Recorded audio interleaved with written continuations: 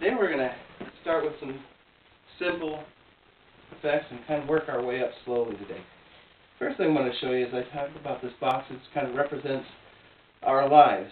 And before we come to the Lord, our lives can be rather empty.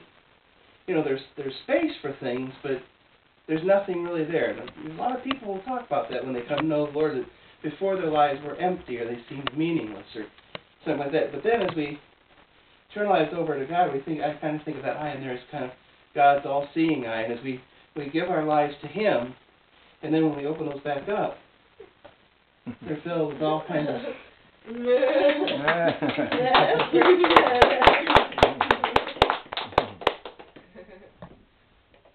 The next thing, call this the Peter bottle. And you'll understand that in a minute. And whenever you see any of my performances, especially the ones I do for Christian magic, you'll see red always represents Christ. And so this is representing Christ as He's walking across the water, and this represents Peter. It says, you know, Lord, can I come to you on the water? And, of course, the Lord said, come. And Peter stepped out, and just about that time, you know, he got to thinking about the storm a little bit more than he did about the Lord. He started looking around and seeing what was going on, and he looked down and he saw the water. He's like, oh no, these are these big, huge waves. And he, but as he was falling, he called out to the Lord. The Lord caught him, and He lifted him up. And so he found out that the Lord can save you from the life's circumstances, but you have to keep your eyes on Him instead of on the circumstances. That's why I call that the Peter bottle. Now we'll get into something a little more interesting, since we're talking about Christ and His life. Well, I was thinking about His miracles and the things that He did, and how it showed that He had the power of God on His life, that He was God. And one of the first, I guess it was really actually the first miracle that He did, was at the marriage feast of Cana, where He turned water into wine. And the stories that's recalled to us in the Scriptures was that they were in the middle of this great feast, which usually lasted more than one day. You know, we think of, you know, the marriage receptions a few hours at night or in the afternoon or whenever, but they went on literally for sometimes several days.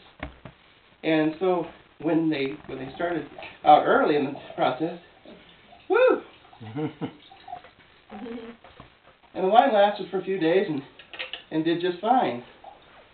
But it started running out, and pretty soon, whoops, it's gone.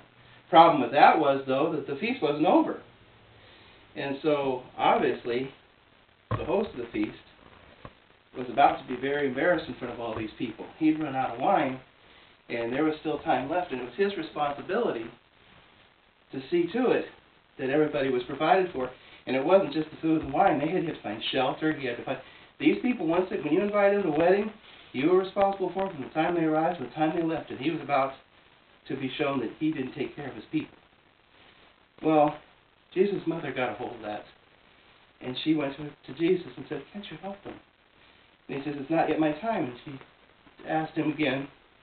And he, out of respect to his mother, said, okay, have them fill the large jars with water. I'll just use one cup. And he says, have them fill that with water and just pour that back in the vessels that are now empty. So they did that. He said, now go to the honored guest and have the wine served to him. Or that beverage you just poured in there, which was water at the time. So they went and they poured it out back into that cup. It came back out wine. Very good.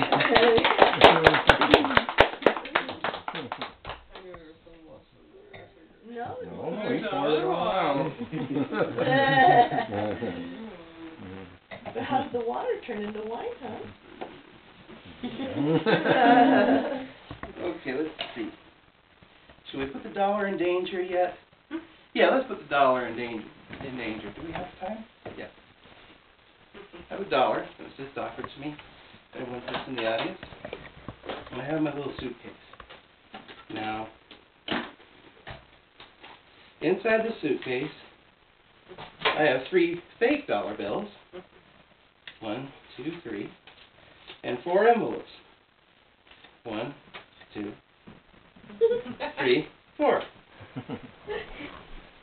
So what I'm going to do is I'm going to take fake dollar bills and I'm going to stick those in 3 of these envelopes. I'm going to, and here's another dollar, fake dollar. That's 2.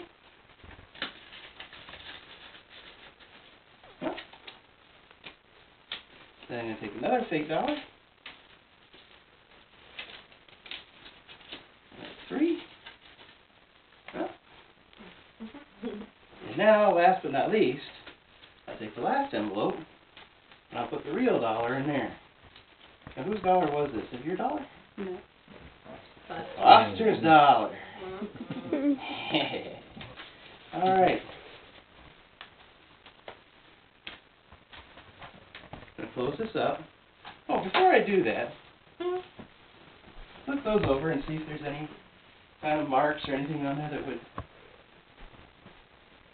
look pretty much the same. Mm-hmm. Put those in there. We'll close this up.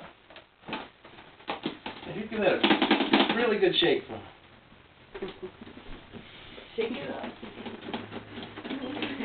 Really mix it up. Alright. Pretty mixed up, huh? Alright. Alright, now take those back in. Now nobody knows how those flipped around in there. I'm going to lay those out on here.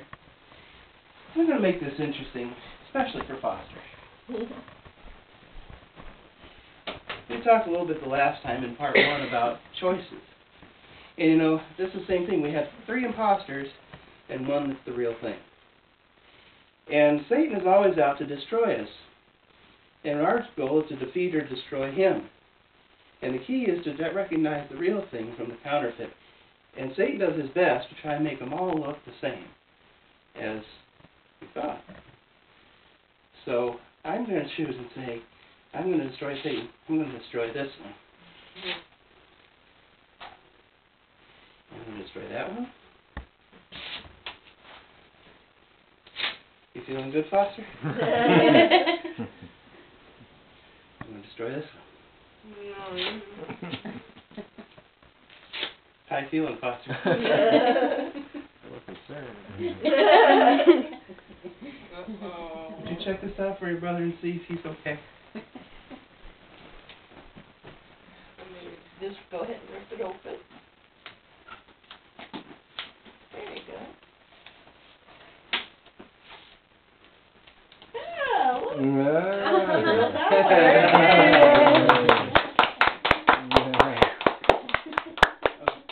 Very good. So we'll close out there and then we'll pick up over with part 3. Okay.